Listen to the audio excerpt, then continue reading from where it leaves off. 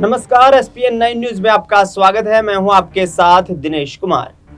देश भर में लोकसभा चुनाव तो 5 साल में एक बार आयोजित किए जाते हैं, लेकिन विभिन्न राज्यों की विधानसभाओं में उपचुनाव लगभग हर महीने आयोजित होते हैं। तो ऐसे में अब देश भर में लोकसभा के चुनाव संपन्न हो जाने के बाद और केंद्र सरकार बन जाने के बाद उन राज्य की विधानसभाओं का नंबर आ चुका है जहां पर उपचुनाव होना है।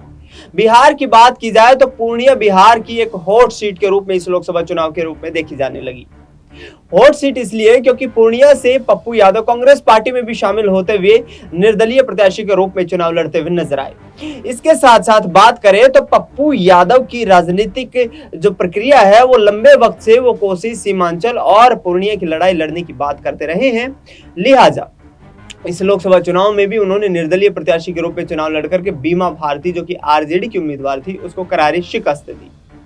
लेकिन अब बीमा भारती जहां से विधायिका थी, यानी कि रुपौली सीट पर उपचुनाव होने वाला है। 10 जुलाई को बिहार में रुपौली विधानसभा क्षेत्र में उपचुनाव होगा। अब देखना ये होगा कि बीमा भारती, जो कि पप्पू यादव के खिलाफ लोकसभा का चुनाव लड़ती नजर आई थी, क्या आरजेडी एक बार फिर से उनके ऊपर दाव लगाएगी।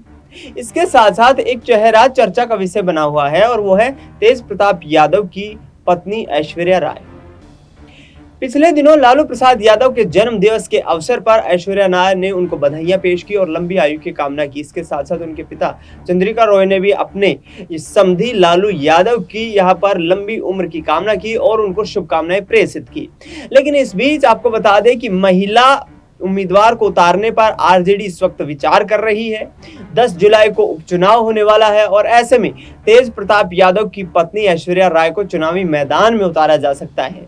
ऐसे में यदि तेज प्रताप यादव की पत्नी चुनाव लड़ती हुई नजर आती है तो ये यादव परिवार के लिए, लालू परिवार के लिए एक बड़ी यहाँ पर कहीं ना कहीं राजनीतिक पहल हो सकती है, क्योंकि लालू परिवार के 3 सदस्य इस वक्त बिहार विधानसभा में अपनी पार्टी का प्रतिनिधित्व कर रहे हैं, जबकि मीसा भारती ने पाटलिपुत्र लोकसभा सीट से चुनावी जीत हासिल की है। ऐसे में अब देखना यह होगा कि लालू परिवार किस तरीके से आगामी रणनीतियां तैयार करता है, क्योंकि तेजस्वी यादव चाहते हैं कि बिहार विधानसभा में उनकी पार्टी का प्रतिनिधित्व कमजोर ना हो, क्योंकि बिहार में इस वक्त देखा जाए तो आरजेडी सबसे बड़ा राजनीतिक दल है और इस सबसे बड़े राजनीतिक दल की राजनीति को साधने के लिए आरजेडी लगातार निरंतरता से प्रयास करती हुई नजर आ रही है और रुपौली विधानसभा उपचुनाव में फूक फूक कर कदम रखने की बात भी की जा रही है। बहरहाल आपको बता दें कि सारण और पाटलिपुत्र 2 सीटों से लालू परिवार की बेटी रोहिणी आचार्य और मीसा भारती ने चुनाव लड़ा था। सारण से तो रोहिणी आचार्य को चुनावी हार का सामना करना पड़ा, लेकिन मीसा भारती ने पाटलिपुत्र लोकसभा को जीत लिया।